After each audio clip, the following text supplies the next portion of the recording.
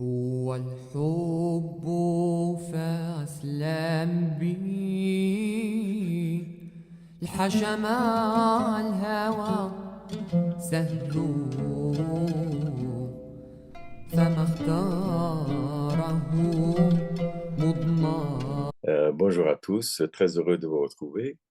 Eh bien, on va continuer un petit peu à voir quel est le parallélisme qu'il y a entre ces histoires et les enseignements initiatiques spirituels du soufisme. Alors, comme on a pu le voir, et comme c'est souvent dit par rapport à ces histoires de Joha, c'est qu'on peut les lire à plusieurs niveaux. Il y a des niveaux parfois très pratiques dans la vie ordinaire de tous les jours, dans les relations familiales, dans les relations humaines, dans les relations de travail. D'ailleurs, ces relations, vous m'entendez? Vous m'entendez? Bon. Ces relations, d'ailleurs, qui sont, c'est bien, parfois très cocasses et qui révèlent beaucoup sur nous-mêmes, et sur la nature humaine. Et puis, il y a, et c'est ce que j'ai essayé de faire dans ce livre, des niveaux beaucoup plus profonds, beaucoup plus inattendus.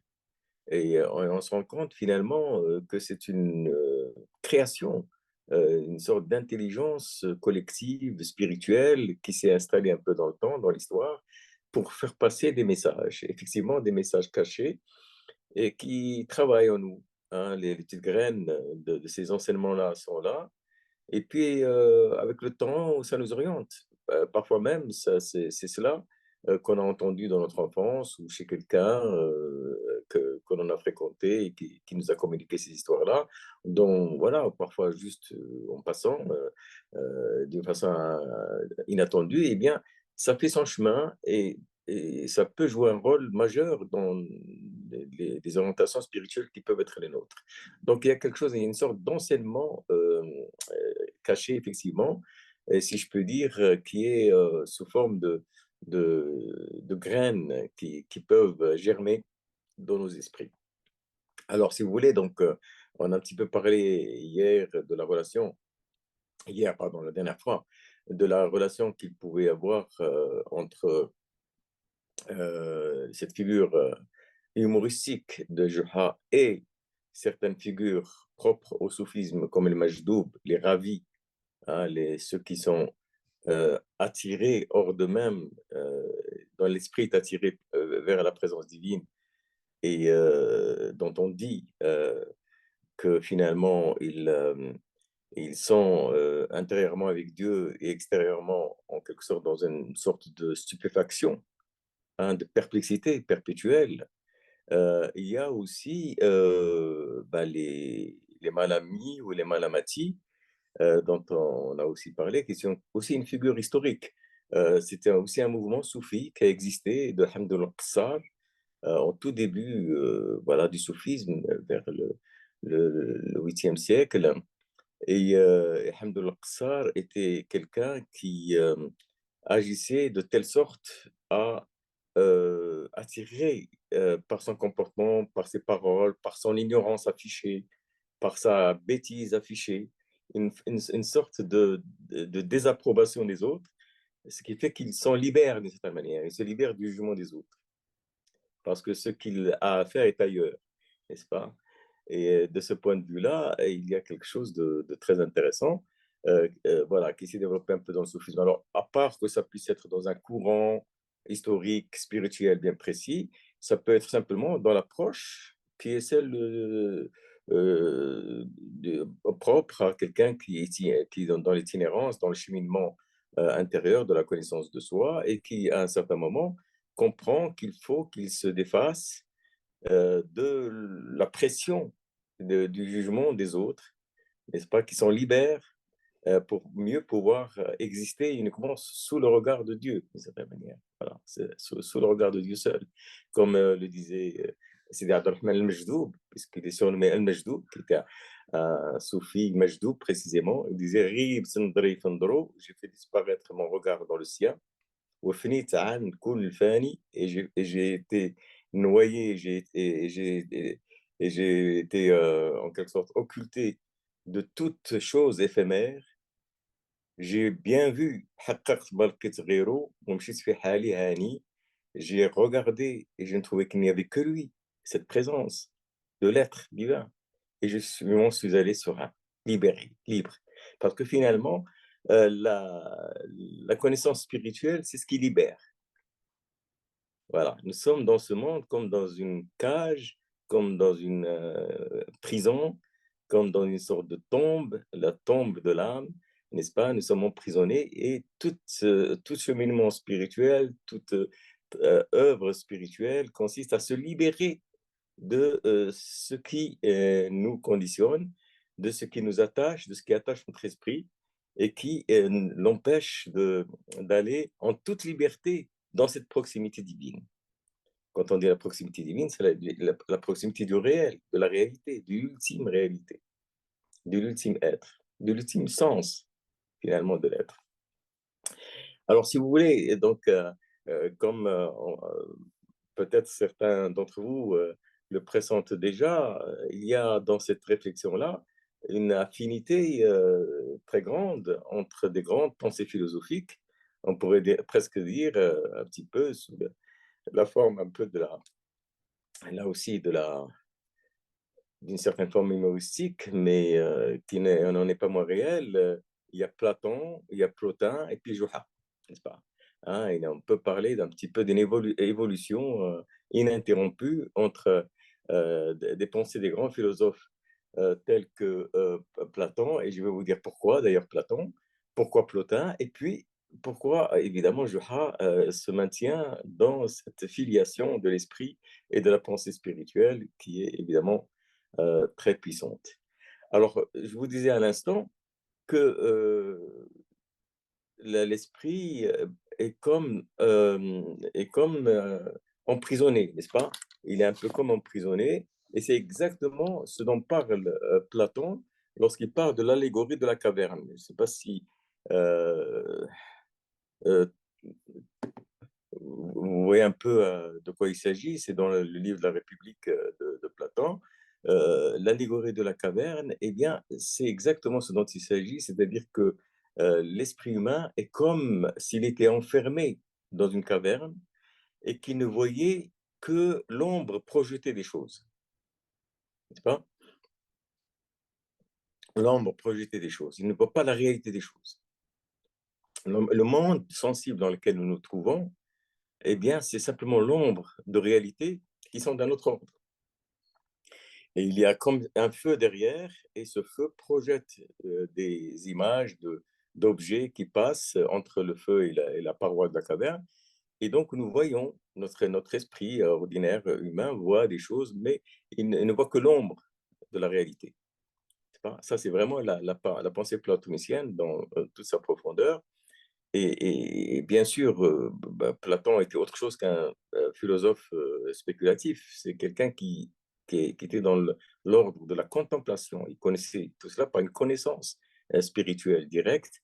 Certains soufis l'ont affirmé, comme El-Jili, par exemple, dans l'Insan al-Kamil, l'homme accompli, n'est-ce pas? Dans son livre L'Insan al-Kamil, il parle de Platon dans ce sens-là, comme un connaissant, un sage. Et donc, ce connaissant, ce sage, parle exactement de la même façon que nous parlons aussi du dhikr. Par exemple, il parle du processus de l'anamnèse. Qu'est-ce que c'est que l'anamnèse? C'est le rappel. C'est le fait que la vraie connaissance, c'est quelque chose que l'on porte en nous-mêmes, très profondément ancré en nous-mêmes, mais dont nous avons oublié que nous la connaissons. C'est ce qui fait notre condition humaine. C'est l'oubli. Hein, c'est la chute, la fameuse chute de la sortie du paradis, c'est finalement c'est la sortie du souvenir vers l'oubli.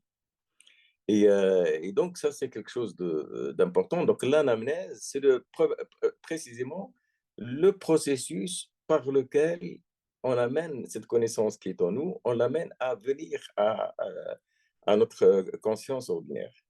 On la ramène à notre conscience ordinaire. Vous vous souvenez, la première histoire de Juha, n'est-ce pas? Que ceux qui savent disent à ceux qui ne savent pas. N'est-ce pas? Que la partie en nous qui sait dise à la partie en nous qui ne sait pas. N'est-ce pas? Informe, instruit, communique cette connaissance et cette conscience à la partie en nous qui ne sait pas. Donc c'est véritablement, cela dont il s'agit et c'est quelque chose que l'on retrouve aussi dans un autre passage, chez Platon, puisque vous savez que Platon ne fait que faire parler Socrate. Il n'est supposé que faire parler Socrate dans son livre. Eh bien, Socrate, précisément dans ce qu'on appelle le dialogue, du Ménon, il interroge un esclave, qui n'était pas instruit et il va montrer qu'il était beaucoup plus instruit qu'il ne croyait. Si bien qu'il l'amène à résoudre certaines situations mathématiques, même complexes, alors qu'il n'avait jamais entendu parler de cela. Alors c'est intéressant ça de savoir qu'au fait, il y a en nous une vraie connaissance. D'ailleurs, si vous voulez, heu, pour un peu retrouver l'équivalent, coranique de cet aspect-là, je vais vous citer un verset qui est le suivant. وإذا أخذ ربك je vais le traduire tout de suite après. وإذا أخذ ربك من بني آدم من ظهورهم ذريتهم وأشهدهم على أنفسهم ألست بربكم قالوا بلى شهدنا أن تقولوا يوم القيامة إنا كنا عن هذا غافلين أو تقولوا إنما أشرك آباؤنا من قبل وكنا ذرية من بعدهم أفتهلكون بما فعل المبطلون وكذلك نفصل الآيات ولعلهم يرجعون. Bon, alors je ne vais peut-être pas tout traduire, mais je vais traduire la partie qui est en rapport direct. Lorsque Dieu prit des enfants d'Adam, de leur descendance, n'est-ce pas? Et prit, et وإذ أخذ من بني آدم من ظهورهم ذريتهم. Donc il a pris des descendants, leurs enfants, et qu'il leur a dit: Ne suis-je pas votre Seigneur?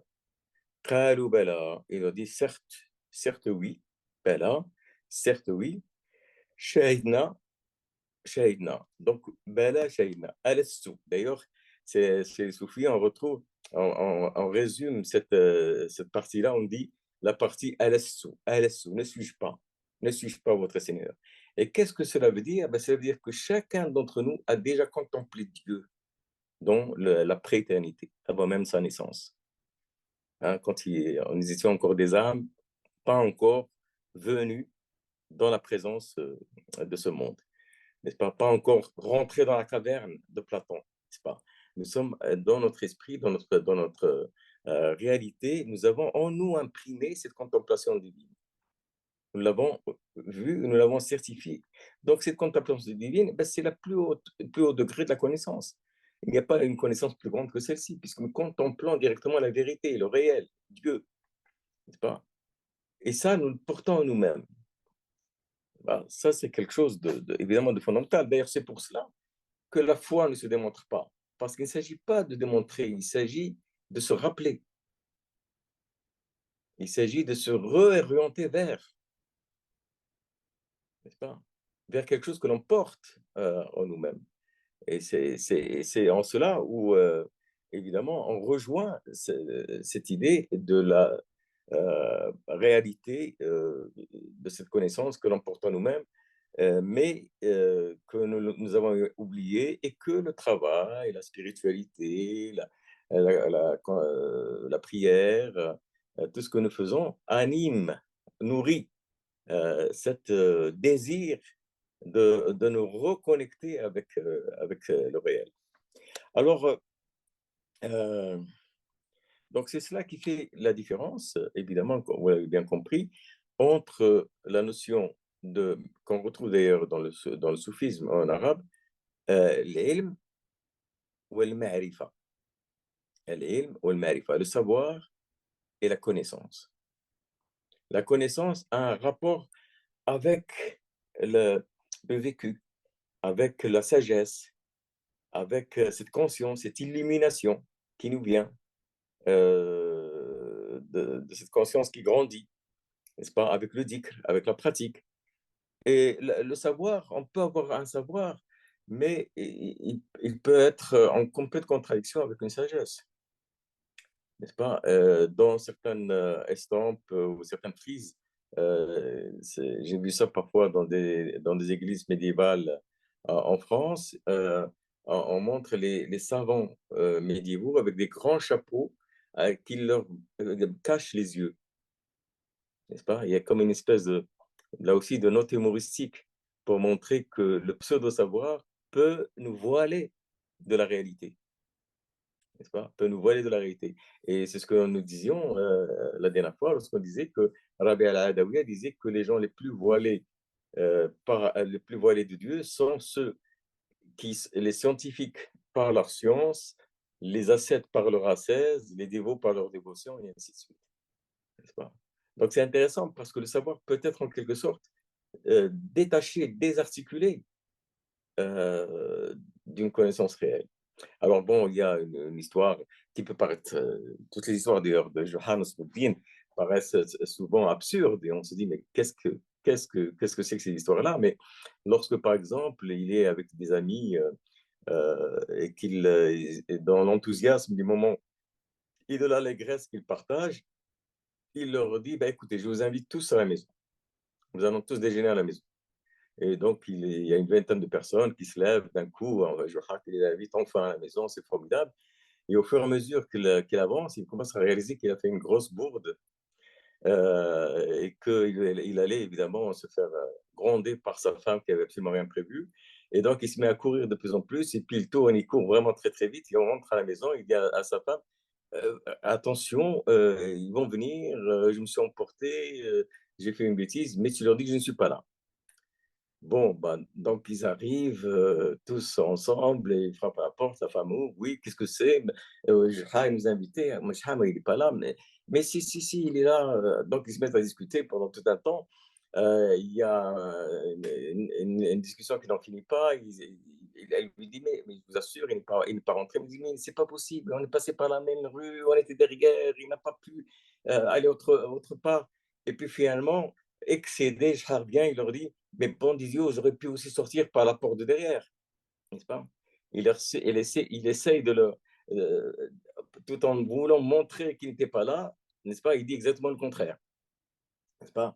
Il leur dit, j'aurais pu sortir par la porte de derrière. Donc, logiquement, il aurait pu effectivement sortir par la porte de derrière. Simplement, en disant cela, il prouve exactement le contraire. Donc, c'est ce qui arrive très souvent dans une forme de savoir où on est parfois très intelligent, très talentueux, on a une habileté mentale formidable, mais très souvent, on est en train de dire le contraire de ce que l'on démontre, n'est-ce pas? On peut avoir théoriquement raison et pratiquement tort, n'est-ce pas? Dans beaucoup de cas, n'est-ce pas? Où les arguments, la finesse, l'habilité des arguments viennent au contraire plutôt desservir une démonstration que de la servir. Et donc, c'est un petit peu cette histoire-là qui montre qu'il y a une forme de connaissance qui est, elle, en harmonie avec l'être. C'est vrai que ce qu'on, dans le soufisme, on appelle, et en islam en général, la science utile, n'est-ce pas? العلم النافع فهمتي ou bien كبر مقتا عند الله أن تقولوا ما لا تفعلون, n'est-ce pas? La plus grande abomination auprès de Dieu, c'est de dire ce que vous ne faites pas, n'est-ce pas? C'est une science, la sagesse est une science qui se marie avec la conscience, science et conscience, n'est-ce pas? C'est qui s'harmonise avec la conscience. C'est une science qui s'harmonise avec l'action. Alors évidemment, personne n'est parfait et c'est ce que d'ailleurs va montrer Juha, parce que pour en réalité essayer de parvenir à cela, eh bien, on se rend compte aussi de beaucoup de choses qui viennent nous voiler de cette réalité, qui viennent bloquer de cette réalité. Alors, si vous voulez, pour un petit peu juste citer, je ne vais peut-être pas lire les commentaires, je vous laisse découvrir ça à l'occasion quand vous verrez le livre, si vous avez l'occasion de le lire. Mais là, je reste un petit peu, si je peux dire, dans les généralités, mais il y a un certain nombre d'histoires qui vont tout le temps montrer la différence entre la science extérieure et la science intérieure. علم الظاهر وعلم الباطن, n'est-ce pas? Et en l'occurrence, je pense que euh, c'est une histoire que l'on trouve là aussi très transversale et dans beaucoup de traditions spirituelles d'ailleurs, qui est celle de la personne qui cherchait, de Johann en l'occurrence, qui cherchait une clé près du lampadaire, enfin, près d'un lampadaire. Et au bout de 4 heures où il cherche avec une espèce de frénésie, il y a quelqu'un qui lui dit: «Mais Johan, mais tu cherches quoi là exactement?» Il dit: «J'ai perdu une clé». Il lui dit: «Mais est-ce que tu l'as perdue là?» Il dit: «Non, non, j'ai perdu là, beaucoup plus loin dans les buissons». Mais il lui dit: «Ah, pourquoi tu cherches là?» Il dit: «Parce que là, il y a de la lumière, n'est-ce pas? Parce que là, il y a de la lumière, n'est-ce pas?» Alors c'est une histoire invraisemblable, mais c'est ça, c'est-à-dire que en réalité, on se met à chercher des réalités spirituelles avec simplement des raisonnements extérieurs, avec une grille de raisonnement extérieur, n'est-ce pas? Alors qu'il y a une autre façon d'aborder cette connaissance qui est une forme d'illumination intérieure, n'est-ce pas? De processus de montée de conscience, n'est-ce pas? Hein, de lumière, un noir, n'est-ce pas? Et c'est autre chose, n'est-ce pas? Et très souvent, c'est pour ça que nous avons les arguties de ceux qui croient, de ceux qui ne croient pas, de ceux qui pensent démontrer, de ceux qui pensent démontrer le contraire, et ainsi de suite, qui en réalité ne servent pas à grand-chose. D'ailleurs, vous vous souvenez, ça nous ramène à l'histoire de l'éléphant dans le noir, dont on a parlé la dernière fois. Et en réalité, l'éléphant dans le noir, eh bien, il indique à la fin de l'histoire qu'il n'y a plus de dissension entre les différentes arguties à partir du moment où on allume une petite bougie, n'est-ce pas? Alors qu'avant, chacun, en touchant une partie de l'éléphant, pensait, n'est-ce pas, à un objet, un pilier, une trompe, et ainsi de suite. Donc, c'est un peu l'ensemble de ces choses-là. Et puis, vous allez avoir aussi tout un ensemble d'histoires qui vont sans cesse appuyer sur, justement, sur le fait que cette forme de science, de ma'rifa, est toujours un goût, une saveur. Hein. Vous vous souvenez aussi qu'on avait évoqué ce qu'avait dit Rabi al-Adawi, "Man daqa araf", celui qui goûte sait. Hein. C'est-à-dire qu'il faut vivre cela, il faut le vivre pleinement. Et c'est l'histoire, si vous voulez, ou bien deux ou trois histoires qui vont un peu dans ce sens. C'est l'histoire de Juha qui est passeur sur une barque d'une rive à l'autre et qui accueille un grand savant, un grand érudit.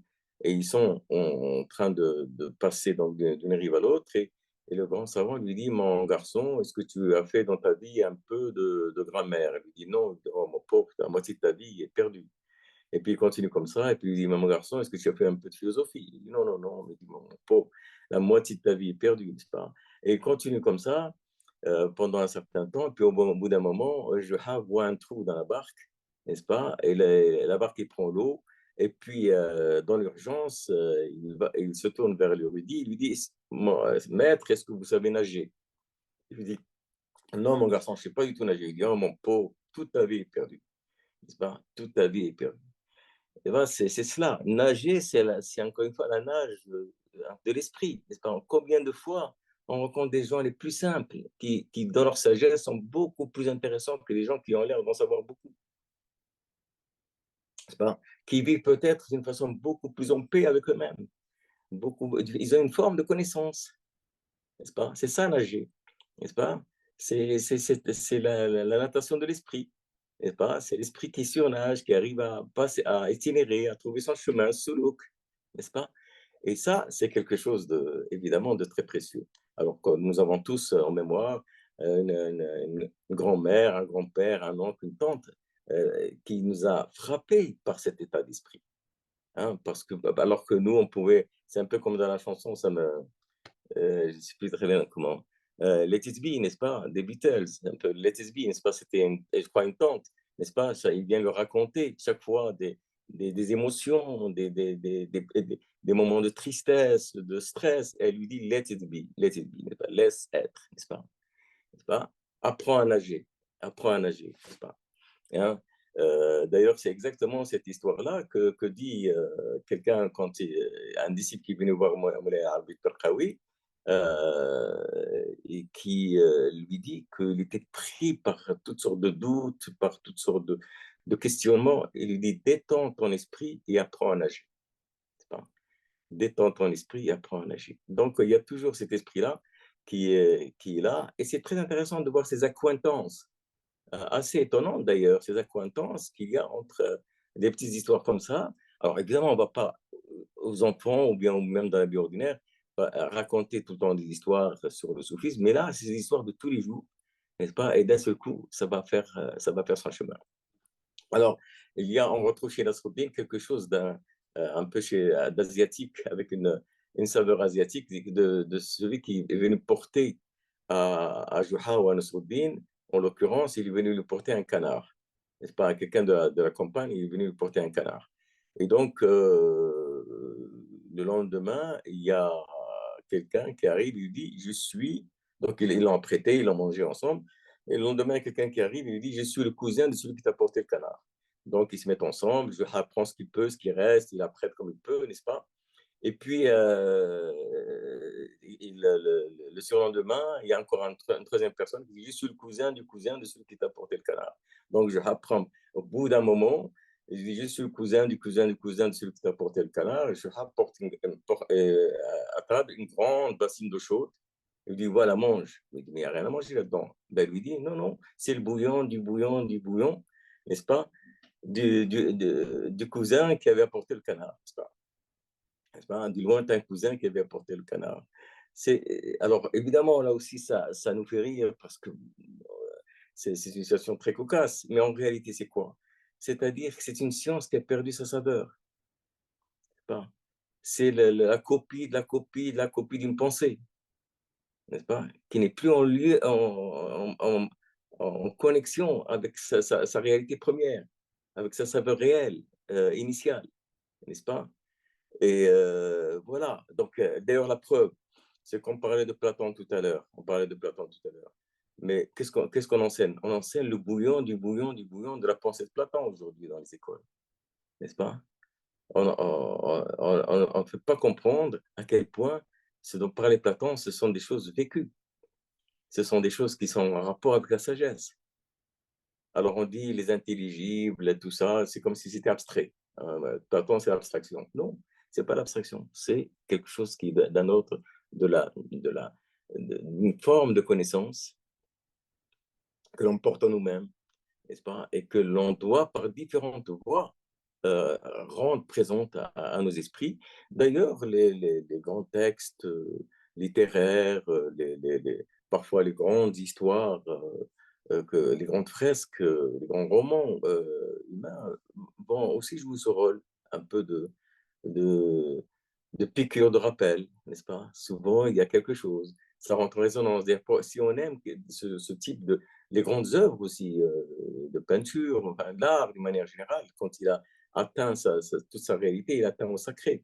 Et il réveille en nous quelque chose de cette mémoire. C'est pour ça qu'il y a une émotion qu'on ne comprend pas. Elle est là. C'est pas qui nous saisit, parce qu'il y a quelque chose d'autre que simplement la beauté esthétique extérieure, n'est-ce pas? Ça réveille en nous quelque chose. Et ça, c'est quelque chose qui est évidemment très important. Alors, souvent, on se dit, mais alors, finalement, qu'est-ce qui empêche? Qu'est-ce qui empêche d'accéder à ce type de connaissances? Eh bien, on vient de le dire, c'est-à-dire on croit connaître, c'est la pseudo-connaissance, n'est-ce pas? Et on doit savoir qu'à un certain moment, on doit devenir réceptif à quelque chose qu'on ne connaît pas du tout. Alors, c'est marrant parce que là, il y a deux histoires là, que vous verrez un petit peu. Là, je ne rentre pas dans les commentaires parce que il y a des choses plus précises, mais simplement pour vous renvoyer un petit peu à ce type de choses. Il y a l'histoire de l'aveugle. Alors, on parlait de l'éléphant dans le noir. Apparemment, on est en plein un genre de Ésope ou de La Fontaine ou de Kalila Dimina. Mais enfin, bon, on aime beaucoup un peu les allégories animalières. Mais donc, c'est l'aveugle et la souris. Donc, un aveugle né, à un moment, voit passer une souris pendant un clin d'œil et il repère, il retrouve la vue pendant une fraction de temps et il redevient aveugle. Et chaque fois qu'il parle avec qui que ce soit, à propos de quoi que ce soit, il dit est-ce que c'est plus grand qu'une souris? Est-ce que c'est plus petit qu'une souris? Est-ce que c'est la même couleur qu'une souris? Est-ce que ça court comme une souris? Et ainsi de suite. Alors évidemment, la parabole ici est évidente, c'est-à-dire que on a toujours tendance à nous référer à ce que l'on connaît, n'est-ce pas? À nos grilles de compréhension et de lecture, n'est-ce pas? Même si évidemment elles ne sont pas suffisantes pour aborder quelque chose de totalement nouveau. Et il y a cette histoire, bon, qui est encore plus ubuesque, c'est d'une certaine manière, c'est quand Juha rencontre quelqu'un dans le marché, il lui dit: «Mais c'est drôle, tu étais, grand et maintenant tu es petit». L'autre est interloqué, il dit: «Mais je comprends pas». Il dit: «Mais c'est incroyable, tu étais brun, maintenant tu es blond». On imagine là, à quel point l'autre personne devait être un petit peu surprise, puis il dit: «Mais tu avais une tache de naissance là et tu l'as plus?» Alors tu lui dis: «Mais écoutez, je comprends pas, heu», il lui dit: «Mais, heu, il lui dit: «Mais je comprends pas, qu'est-ce qui t'est arrivé Mustapha?» Et l'autre lui dit: «Mais je ne m'appelle pas Mustapha». Il dit: «Ah, tu as changé aussi de nom, n'est-ce pas? Tu as changé aussi de nom». N'est-ce pas? Voilà, c'est-à-dire que bon, c'est ça, c'est invraisemblable quand on y pense, n'est-ce pas? Quand on y pense. Mais quand on a comme dit l'adage, lorsqu'on a, heu,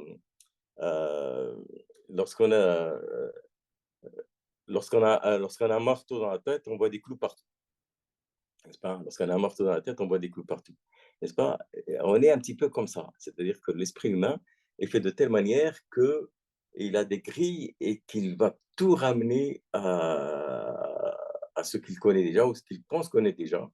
Et donc une des choses les plus essentielles, quand on aborde, ces questions et notamment les questions qui sont au-delà de la raison ordinaire, qui sont les questions de la foi, les questions de la spiritualité, eh bien, il faut nous apprêter à, être dans une position de réceptivité totale. Et cette position, c'est celle que l'on raconte à propos, de la relation qu'il y avait entre, Abou Hassan Chadili et Moulay Abdeslam Ben Mashish. Puisque Abou Hassan Chadili a été un petit peu comme Ghazali, en Orient. Ça a été un théologien qui a vécu, voilà, au Maroc, qui était un grand théologien de la Qarawiyyin, qui était, de la région de Ramallah, mais qui était, voilà, quelqu'un qui a fait vraiment tout un itinéraire dans la formation théologique, mais qui, comme Ghazali, s'est rendu compte que ce savoir-là n'était pas suffisant.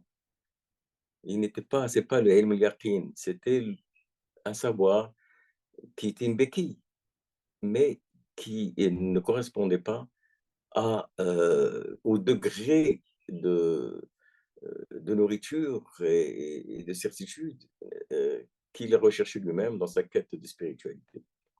Et donc, il va commencer à chercher partout. Je pense que pour certains d'entre vous, vous connaissez un petit peu l'histoire. Bon, je la redis très brièvement parce que même si elle n'est pas en relation directe dans une de ces parties avec ce que je veux dire ici, mais il va aller dans la recherche d'un maître spirituel, il va aller jusqu'à Bagdad. Et là, il va rentrer dans le sanctuaire, la mosquée sanctuaire de Moulay Abdelkader Jilani, et il va commencer à faire ses ablutions. Et il y a quelqu'un qui est à côté de lui et qui se met à côté de lui et qui se met à faire ses ablutions d'une façon inverse, en commençant par les pieds. Tu vois, d'une certaine manière, c'est un peu déjà Joha, n'est-ce pas? C'est un peu déjà une provocation, n'est-ce pas? Une façon de communiquer par la provocation, si je puis dire. Et donc, l'autre personne va se tourner vers lui, il dit: «Mais excusez-moi, ça ne se fait pas comme ça». Il lui dit: «Bah, vous faites la même chose. Vous avez laissé ce que vous cherchez derrière vous, vous êtes venu le chercher ici». Donc, il a compris que c'était quelqu'un qui avait une allusion fine sur le fait que le maître qu'il devait rencontrer, il l'avait laissé au Maroc, même s'il n'était pas connu du grand public. Donc, il va revenir sur ses pas et il va chercher, puis il va savoir qu'en haut du Jebel Alam, je pense que euh, pour certains d'entre vous, il y a eu déjà une ziyara à Moulay Abdeslam de Machiche, dans ce lieu magnifique, dans cette montagne absolument superbe. Et puis, en haut de cette montagne, il y a le mausolée actuel, mais il y avait aussi une caverne, la caverne dans laquelle Moulay Abdeslam de Machiche faisait ses prières, ses dhikr, et ainsi de suite, et vivait pratiquement seul avec sa famille, et donc était un sage, un grand soufi. Et donc, lorsque Abou Hassan Chadili a compris que c'était l'homme qu'il cherchait, donc il va monter, et la pente est rude pour ceux qui la connaissent, il va monter jusqu'au lieu où se trouve la caverne, et lorsqu'il va s'en rapprocher, il va entendre une voix qui lui dit: «Retourne et refais tes ablutions». Pourtant, lui, il avait bien fait ses ablutions parce qu'il y a une source en bas de la montagne. Il avait bien fait ses ablutions, il savait faire parce que c'était un savant. Donc il va à nouveau, redescendre, faire ses ablutions avec beaucoup d'applications et remonter et jusqu'à proximité de la caverne. Il va à nouveau entendre: «Reviens et fais tes ablutions». Et c'est resté comme ça pendant un temps assez long, toute la journée. Il était évidemment en sueur, puisque lui, il ne cherchait qu'une seule chose, à pouvoir rencontrer quelqu'un qui allait l'enseigner spirituellement. Et donc, c'est au bout d'un moment, lorsqu'il était perdu, et ça c'est important, vous savez, c'est parce qu'à un moment, on lâche prise. C'est pas? À un moment, on fait, puis à un moment, on est dans le lâcher prise parce qu'on ne sait plus quoi faire. Et c'est à ce moment-là où souvent quelque chose se passe. Et là, il a cette inspiration qui dit: «Ah oui», il ne parle pas de l'ablution extérieure, il parle de l'ablution intérieure. C'est-à-dire que je dois venir vite, parce que là, je viens avec mes présupposés, je viens avec ma prescience, je viens avec mon préjugement, je viens avec mes grilles pour essayer de comprendre et de lire quelque chose qui est au-delà de ce que j'ai appris. Et d'un seul coup, c'est là où il se met en disposition du disciple. Autrement, avant, ce n'était pas le cas. Lorsque Jésus était avec les pharisiens, il était entouré des pharisiens, il pouvait discuter avec lui pendant très longtemps, mais ils vont tout interpréter par rapport aux sciences que eux ils ont à ce moment-là, n'est-ce pas? Et ils vont tout juger, jauger en fonction de la science qu'ils ont. Mais ils n'étaient pas en situation de comprendre qu'il était en train de leur parler de quelque chose qui est proche de la source, voilà, d'une autre forme de connaissance, voilà. Et donc c'est cela qui va jouer et qui va devenir très important. C'est là le bouillon du bouillon du bouillon, n'est-ce pas? D'une science par rapport à une science qui va rentrer directement dans le cœur, qui va directement nous instruire, nous nourrir, spirituellement. Et donc, vous allez avoir un petit peu toutes ces questions qui sont autour de la science utile, de la science vécue, du goût, de la gustation spirituelle. Et ça, beaucoup, beaucoup d'histoires vont tourner autour de ça. Mais vous avez aussi quelque chose qui est très intéressant et qu'on va trouver, mais on va en parler juste après, qu'on va trouver aussi très souvent dans les histoires de Juha, c'est la question de l'identité. Qui suis-je? Ça traverse beaucoup d'histoires. Qui suis-je? Bon, parce que, et là aussi, d'une façon loufoque, Jha nous dit, Nasruddin Jha nous dit, tu n'es pas celui que tu crois être. Bon, tu n'es pas celui que tu crois être, hein. Tu, tu, et par là même, donc il va raconter un certain nombre d'histoires, et notamment celle où, alors là, moi j'ai rencontré cette histoire à la fois dans la version marocaine ou dans la version turque. Euh, dans la version marocaine, donc Juha va rentrer dans un grand marché et il va vouloir faire une sieste parce qu'il est fatigué, il arrive de la campagne, il est exténué. Et au moment où il va dormir, il voit des gens passer de tous les côtés, à droite, à gauche, et ainsi de suite. Et il est d'un seul coup paniqué par l'idée que s'il dort, lorsqu'il se réveille, il ne va pas savoir qui il est. Il y a tellement de monde qu'il va se dire, mais je vais me mélanger avec tout ce monde. C'est pas? Alors ça, c'est vraiment l'humour à la joie, n'est-ce pas? Il va se mélanger, il ne va plus savoir, n'est-ce pas? Ben, c'est qui il est parmi tous ces gens qui bougent dans tous les sens, et ainsi de suite. Donc, il y a un moment de panique totale, et puis il décide de s'accrocher une petite cordelette au pied avant de dormir. Et il se dit, ben, quand je me réveillerai, je suis celui qui sera la cordelette au pied. Donc, les choses sont simples, n'est-ce pas? Et là, d'un seul coup, il est tout à fait soulagé et il dort tranquillement. Et puis, il y a quelqu'un qui le regardait, qui voyait ce paysan qui arrive et qui agit de cette façon un petit peu bizarre. Donc, il le regarde. Excusez-moi, parce que je dis tout à l'heure, ça, c'est la version turque. La version marocaine, ça se passe dans un bain mais c'est pareil. Euh, et donc, il regarde, ben voilà, étonné. Et puis lorsqu'il dort, il dit, bah, je vais prendre la cordelette qu'il a mis au pied, je vais la mettre au pied du voisin. Voilà, pour lui jouer un tour. Et évidemment, le drame qui devait arriver advint, puisque lorsqu'il se réveille, il se réveille tranquille, puis d'un seul coup, il voit qu'il n'a pas de cordelette au pied, et il est pris de panique. Il dit, ça y est, voilà, le pire est arrivé, je me suis perdu. Voilà, je ne sais plus qui je suis.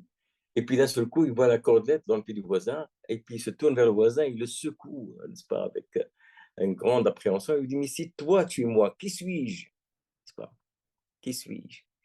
Et ça, c'est formidable parce que, si vous voulez, c'est un petit peu notre condition humaine. Voilà. Notre condition humaine. On est dans la comédie humaine du monde. On s'identifie à toutes sortes de personnes, à toutes sortes. Ce souk, en fait, on l'a dans notre tête, en réalité. N'est-ce pas? Ce grand marché, n'est-ce pas, d'identités multiples qui passent pas dans tous les sens possibles, n'est-ce pas? On peut s'identifier à tel ou à un autre tel, ou la pensée d'un tel, ou la vision d'une personne qui a laissé une impression en nous par notre éducation, par beaucoup de choses. Et d'un seul coup, si on se désidentifie de tout cela, on se pose la vraie question, et la seule qui compte, c'est qui suis-je réellement, n'est-ce pas? N'est-ce pas? Je parlais de Jésus tout à l'heure, c'est une des phrases de l'Évangile. Et vous, qui dites-vous que je suis? N'est-ce pas? Qui dites-vous que je suis? Est-ce que vous pensez que je suis cet extérieur, n'est-ce pas? Cette apparence simplement extérieure, ou est-ce qu'il y a quelque chose d'autre de beaucoup plus important, mais qui ne m'engage pas que moi? Et ça t'engage, je ne suis que le miroir qui est en face de toi-même, n'est-ce pas? Alors, pour cela, il y a une histoire qui est presque métaphysique, qui est celle de Jha, ou de Nasruddin encore une fois, qui est en face d'un miroir, qui est en face d'un miroir, mais qui regarde le miroir les yeux fermés, voilà, et qui reste comme ça pendant tout un temps. Alors sa femme qui repart, enfin qui passe près de lui, n'est-ce pas, et qui le regarde, évidemment, elle connaît un peu son excentricité, mais enfin, elle se dit, mais là, il est peut-être devenu complètement fou, une bonne fois pour toutes, n'est-ce pas? Et donc, elle lui dit, mais, mais qu'est-ce que tu fais là? Tu regardes le miroir les yeux fermés, ça fait des heures que tu es comme ça. Elle dit, mais si, c'est important. J'essaie de voir comment je vais être, comment je veux voir, j'essaie de me voir lorsque je serai mort, n'est-ce pas? J'essaie de me voir lorsque je serai mort, n'est-ce pas? Alors là, c'est invraisemblable, cette histoire-là, n'est-ce pas? C'est-à-dire qu'il va se voir les yeux fermés. Il va se voir au-delà de la perception qu'il a habituellement de lui-même. N'est-ce pas? Il va se voir en prenant conscience qu'il est autre chose que simplement le corps qu'il est, n'est-ce pas? C'est à peu près ce qui se passe d'ailleurs lorsqu'on meurt. Il paraît que l'esprit, lorsqu'il se libère, on se voit. On voit cette dépouille, n'est-ce pas, qui est là, qui est posée, n'est-ce pas, les yeux fermés, les gens qui s'affairent et tout autour de nous, parce que notre conscience, notre identité réelle, notre identité spirituelle est beaucoup plus que simplement l'identification au corps qui est le nôtre, et qu'on pense être notre moi. Donc la question du moi, de l'identité, va être quelque chose qui va sans cesse euh, jouer un rôle. Et puis finalement, quand on y réfléchit bien, euh, dans le soufisme, tout le travail, d'ailleurs on en parle souvent, même dans la façon, dans le langage soufi, on en parle souvent, c'est comment se libérer du moi, c'est-à-dire de l'illusion de notre identité. N'est-ce pas? Comment se libérer du moi? À tel point qu'il y en a certains qui disent, il n'y a dans le monde que ton moi et Dieu. Dans la mesure où tu te libères de ton moi, eh bien, il y a la présence qui afflue. Il y a la présence qui remplit, n'est-ce pas? Et dans la mesure où on est dans une espèce d'affirmation, d'orgueil, de volonté de puissance, n'est-ce pas? On se ferme à toute réceptivité, justement, qui est dans notre ordre. Donc, comment se libérer du moi? C'est vraiment le leitmotiv, nefs, nefs, n'est-ce pas? Bien sûr, quand on dit nefs, on entend par là l'âme quand elle n'est pas affinée, quand elle n'est pas nourrie de spiritualité, quand elle n'est pas délivré de tous ces voiles, de tous ces conditionnements. Et pourtant, c'est pas facile parce que il y a un hadith qui dit il y a entre le serviteur et Dieu 70 000 voiles d'ombre et de lumière. C'est pas 70 000 voiles d'ombre et de lumière. C'est-à-dire que pratiquement, on pourrait passer peut-être des années-lumière sans pouvoir jamais traverser autant de voiles. Simplement, évidemment, que c'est pas par nos efforts qu'on y parvient. Nous ne faisons que nous exposer à, n'est-ce pas? On n'est que dans cette réceptivité. Mais au bout d'un moment, c'est vraiment quelque chose qui nous est donné. N'est-ce pas? C'est quelque chose, c'est comme un fait, c'est quelque chose qui va au-delà de notre, si je peux dire, capacité. Nous ne pouvons qu'être dans une disposition. C'est ça la prière. Être dans une disposition, être dans une orientation. Et donc, après, si vous voulez, il y a dans la vie ordinaire beaucoup de choses qui font que on apprend un petit peu à nous libérer un peu cette espèce de pression que fait sur nous notre ego, notre âme, n'est-ce pas? L'âme non raffinée, ce qu'on appelle nafs al-ammara, n'est-ce pas? L'âme despotique, l'âme tyrannique, puisqu'on sait qu'il y a plusieurs degrés selon un peu le travail qui est effectué du nefs. Il y a le nefs al-ammara qui est l'âme tyrannique, qui veut voilà, qui a une sorte de tyran sans limite qui n'entend et qui ne souhaite que ce qu'il exige pour lui-même et pour sa toute-puissance. Et puis, il y a l'âme qui se blâme, c'est la naissance de la conscience morale. Et puis, il y a l'âme inspirée. Là, c'est l'ouverture vers quelque chose qui nous dépasse.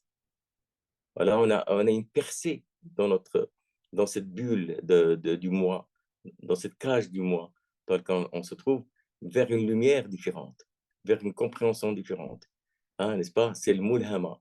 Et puis, c'est par ce processus que petit à petit, on obtient ce qui est quelque chose qui est un trésor infini et qui est peut-être la chose la plus précieuse qui puisse exister, avec qui est aussi la conséquence de cette connaissance. C'est al-nafsu al-mutma'inna, l'âme apaisée. Apaisée par... Elle s'apaise en réalité par la contemplation. Elle s'apaise par la proximité. Et donc, et en réalité, donc, la question, c'est de pouvoir se libérer de... Alors, il y a plusieurs façons. Et enfin, plusieurs façons. Il y a tout un travail, notamment dans la Futuwa. Dans la Futuwa, on l'a souvent mentionné, et c'est très important quand dans une société il y a ça, il y a tout ce qu'on peut faire de manière désintéressée. إنما نطعمكم لوجه الله لا نريد منكم جزاء ولا شكورا. Nous vous nourrissons pour le visage de Dieu, nous ne cherchons ni récompense, euh, ni reconnaissance. Ça, c'est pourquoi? Parce que c'est à l'inverse du procédé habituel de nefs. Le nefs ne fait jamais rien pour rien. La définition de l'ego, c'est ne jamais rien faire pour rien. Même si elle fait le bien, c'est parce que, d'une certaine façon, elle attend que ça lui rapporte quelque chose. Alors, il y a une manière, en quelque sorte, de la prendre à contre-pied, n'est-ce pas? Et de faire ça sans rien attendre en retour. Et il y a une histoire, si vous permettez, je vais juste vous prendre un petit peu d'eau.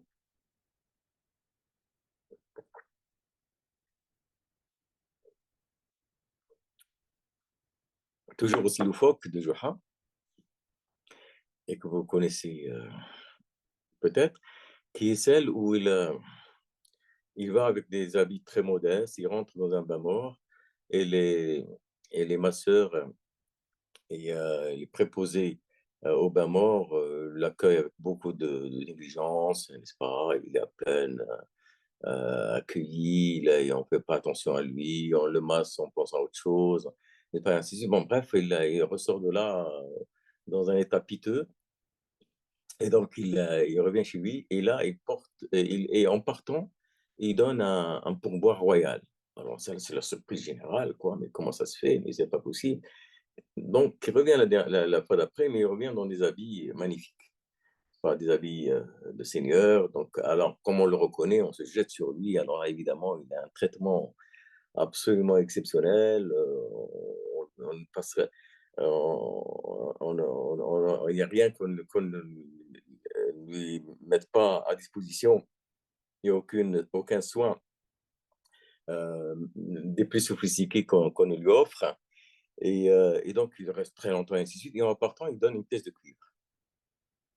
Alors là, c'est stupéfaction supplémentaire. Et il s'en va comme ça.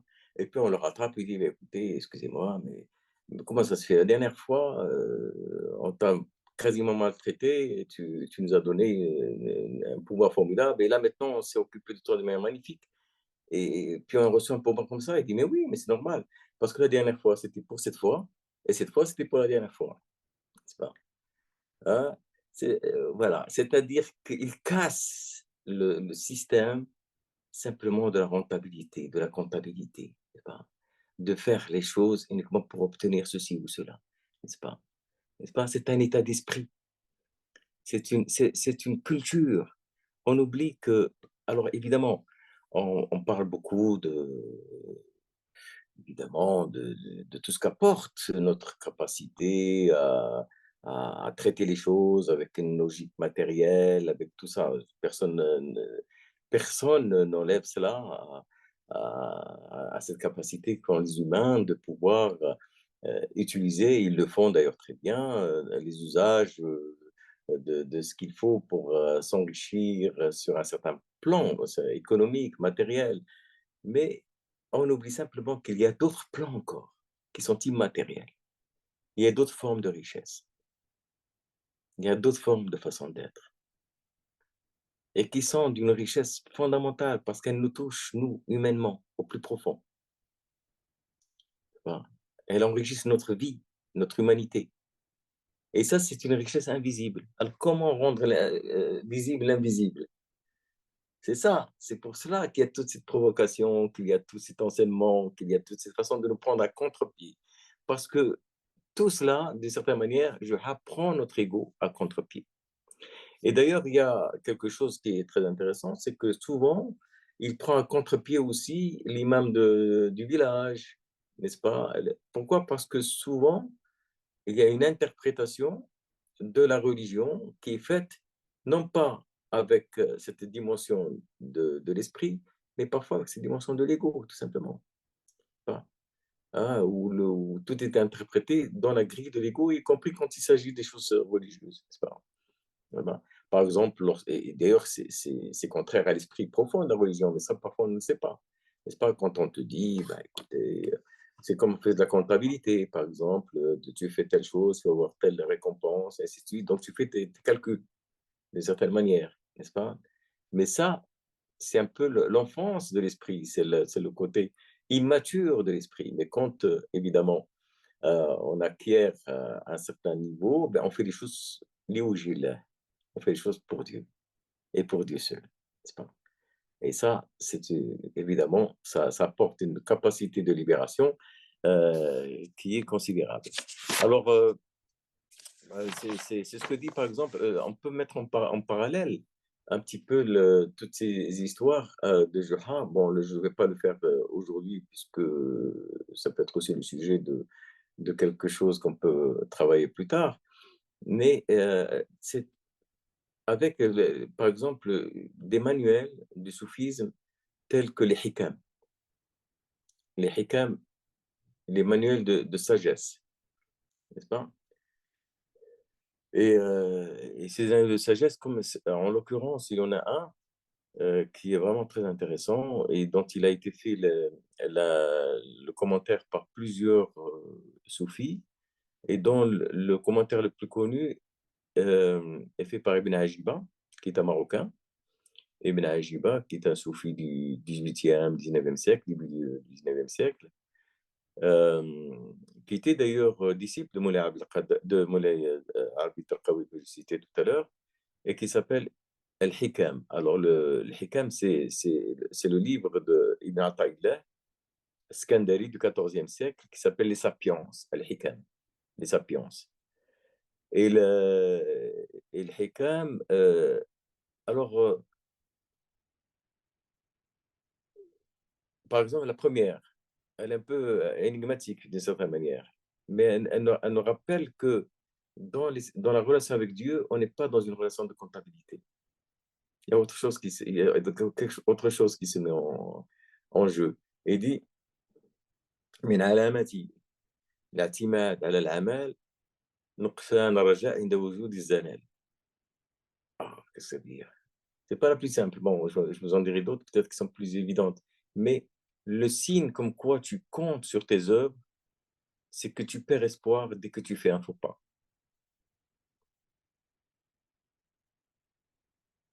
Ça, c'est la première. Le signe comme quoi tu comptes sur tes œuvres. Pourquoi? Parce que, vous savez, c'est un petit peu, encore une fois, l'enfance de l'esprit. Par exemple, quelqu'un ne prie pas, ne fait rien, et puis d'un seul coup, il se met à prier, et d'un seul coup, il pense être la personne la plus sainte du monde, le modèle formidable, il prend une confiance en lui extraordinaire, et dès qu'il fait un faux pas, c'est le désespoir le plus total. Pourquoi? Parce qu'il ne comptait pas sur Dieu, il comptait sur ses œuvres. C'est pas la même chose. Il comptait sur son action et non pas sur Dieu. Donc c'était toujours le moi qui était engagé là-dedans. C'est le faux moi, hein, c'est l'illusion du moi, n'est-ce pas, qui était engagé là-dedans. Donc c'est pour ça qu'il dit, tu as peut-être plus besoin de lui quand tu as accompli une bonne action que lorsque tu en as accompli une mauvaise. N'est-ce pas? Et là, on rentre dans une subtilité de la relation qui s'établit entre l'âme et la présence divine. Une subtilité. Parce que si je suis dans un... voilà, je sors de ce que je considère être la meilleure façon d'être, et ainsi de suite, eh bien, je ne perds jamais confiance en la miséricorde. Je ne perds jamais confiance en la présence.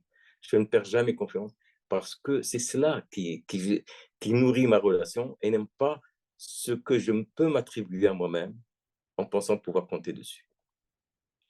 N'est-ce pas? Et c'est ce que aussi Rabia, qui est extraordinaire de ce point de vue-là, elle a beaucoup d'histoires qui rappellent cela. Et c'est une connaissante, Arifa, parce que dont elle parle. C'est pas simplement la science, c'est pas simplement dire des hadiths, tout ça. C'est expliquer la subtilité de ce comportement intérieur et de cette relation intérieure qui s'établit entre le serviteur et Dieu. Quelqu'un est venu trouver Rabia et lui a dit, Rabia, ça fait 20 ans que je n'ai pas commis le moindre péché.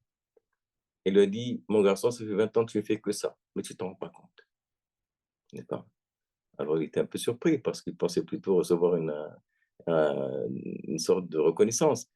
Et il dit, ça fait 20 ans que tu es content de toi-même. Ça fait 20 ans que tu es content de toi-même. N'est-ce pas? Et ça, c'est le péché de l'orgueil, c'est le péché de l'âme. C'est peut-être pas le péché du corps, mais c'est le péché du cœur, d'une certaine manière. C'est le péché de l'âme. N'est-ce pas? Ça fait 20 ans que tu te crois être un exemple, que tu te crois être quelqu'un de parfait, que tu te crois être ceci, cela et cela. Donc, c'est d'une certaine manière, avec cette réaction en miroir, d'un seul coup, cette personne, si elle est sincère, elle va se rendre compte, n'est-ce pas, de l'erreur qui était la sienne. Il s'adorait lui-même en réalité, au lieu d'adorer Dieu en tant que tel, n'est-ce pas? Et ça, c'est quelque chose de très, très, très puissant, qui est cette capacité de l'ego à venir toujours devenir plus subtil, toujours à, à, à reprendre des formes multiples, toujours à venir s'insinuer entre nous et cette présence divine. Mais c'est normal, il ne faut pas s'en inquiéter, c'est la règle. Nous sommes ainsi faits. Et simplement, il faut simplement travailler. Nous sommes là pour ça, n'est-ce pas? Nous sommes là pour prendre conscience de cela et du fait que, heu, en réalité, tout ce qui ne nous mène pas vers plus d'humilité nous trompe. Voilà. Tout ce qui ne nous mène pas vers, en quelque sorte, une confiance inconditionnelle, n'est-ce pas, en Dieu, nous trompe, n'est-ce pas? Si nous sommes déçus parce que nous nous faisions confiance et que nous perdons par là même la confiance qu'on fait en Dieu, nous sommes trompés, et ainsi de suite. Donc c'est un petit peu toutes ces subtilités qui sont décrites à la fois, parfois par des histoires d'une manière invraisemblable et très détournée. On en comprend le sens que d'une manière vraiment indirecte, et parfois par les hikam. Les hikam, pour ceux qui lisent l'arabe, peut-être qu'un jour il faudra en faire la traduction. Pour ceux qui lisent l'arabe, je vous recommande de lire Iqad al-Imam fi Sharhi al-Hikam de Ibn Ajiba. Iqad al-Imam, la l'intensification de l'énergie spirituelle, n'est-ce pas, du désir spirituel, de l'énergie spirituelle, par le commentaire des Hikam d'Ibn Ata'illah, qui est fait par Ibn Ajiba. Donc, si vous voulez, on va retrouver sans cesse le fait que les choses ne sont pas toujours celles qui semblent être d'un point de vue extérieur, n'est-ce pas? Elles ne sont pas toujours euh, telles qu'on peut le croire. Et ça, cette subtilité, cette compréhension, eh bien, nous vient de cette façon de travailler au quotidien sur notre propre être, finalement, sur notre capacité à nous rendre compte, eh bien, de ce, de ce que nous enseigne Juha par le miroir qui nous tend en permanence, puisqu'il ne nous parle que de différentes expressions de notre moi. Et je terminerai simplement par vous dire cette petite histoire qui est aussi un des exemples comme quoi de la création de l'ego. Comment est-ce que l'ego crée des, des illusions et comment est-ce qu'il nous maintient dans une forme d'emprisonnement par les conditionnements dont je parlais tout à l'heure. Celle-là, elle est aussi bien connue, n'est-ce pas? Et c'est simplement pour rester dans les mécanismes. Je parlais tout à l'heure du mécanisme, du fait de se retirer de l'action-réaction, avec l'exemple du pourboire dans le bain mort, de l'action-réaction. D'ailleurs, si vous voulez, il y a, par rapport à cette histoire-là, souvenez-vous il y a une partie, il y a un verset du Coran qui parle de cela très précisément, du fait de rendre le mal par le bien. idfa billati ahsan, fa idha alladhi baynaka wa baynahu adawatun ka'annahu waliyyun hamim. C'est-à-dire que au lieu d'être dans cette espèce de relation humaine, lorsque on est dans la comptabilité, que ce soit avec les siens, que ce soit avec son conjoint, que ce soit avec ses enfants, que ce soit dans le travail, que ce soit, on est tout le temps dans une espèce de comptabilité où on se dit, moi je donne ceci et je vais attendre cela. Eh bien, il y a un verset du Coran qui dit, rendez le mal par le bien, de telle sorte que cela va avoir un effet de transformation d'une relation hostile en une relation intime, n'est-ce pas? Et ça, c'est vrai à tous les niveaux. C'est-à-dire qu'il y a une sorte de façon de pouvoir casser un petit peu la logique du moi pour entrer dans une autre logique qui est celle de l'esprit. Alors, si vous voulez, là aussi, c'est juste pour terminer sur une autre petite histoire de Juha qui est bien connue, et encore dont on voit l'absurde total, et ça, c'est toujours sa marque de fabrique, n'est-ce pas? Et à un moment, Juha est assailli par des enfants qui lui disent, qui l'embêtent, quoi, tout simplement, comme il a l'habitude de le vivre très, très régulièrement, n'est-ce pas? Qui lui monte sur le dos, qui lui tire par les habits, et tout ça, ainsi de suite. Et puis d'un seul coup, il leur dit, Ah, regardez la maison qui est là-bas, très au loin, là-bas, il y a une lumière, vous la voyez? Eh bien, là-bas, ils sont en train de distribuer des friandises. Ah, ils sont en train de donner beaucoup de friandises aux enfants, ils leur donnent tout ce qu'ils veulent, ainsi de suite. Et ils partent d'un seul trait, évidemment, tous. Et puis, il reste comme ça, songeur, et puis il se dit, ah, mais si c'était vrai, n'est-ce pas? Et il va courir aussi, il va les rejoindre, n'est-ce pas? Eh bien, si vous voulez, c'est un peu c'est un peu dans Ibn Ata'illah, il traduit cela en disant: «Ma qadaka shay'un siwa al-wahm», rien ne te fait, ne te guide, rien ne te fait bouger sinon l'illusion, n'est-ce pas? Eh bien, c'est la même chose. Nous avons un moi qui est capable d'inventer des choses auxquelles nous finissons par croire, auquel il finit par croire lui-même. Il croit en ses propres illusions, n'est-ce pas? Et c'est comme ça qu'on fabrique nos propres conditionnements. Et c'est en connaissant cela et en comprenant cela, et entre autres par des petites histoires de Jaha, qu'on pourrait peut-être prendre conscience de certains aspects de ce moi et de la façon de pouvoir le dépasser. Voilà, chers amis, je vous remercie.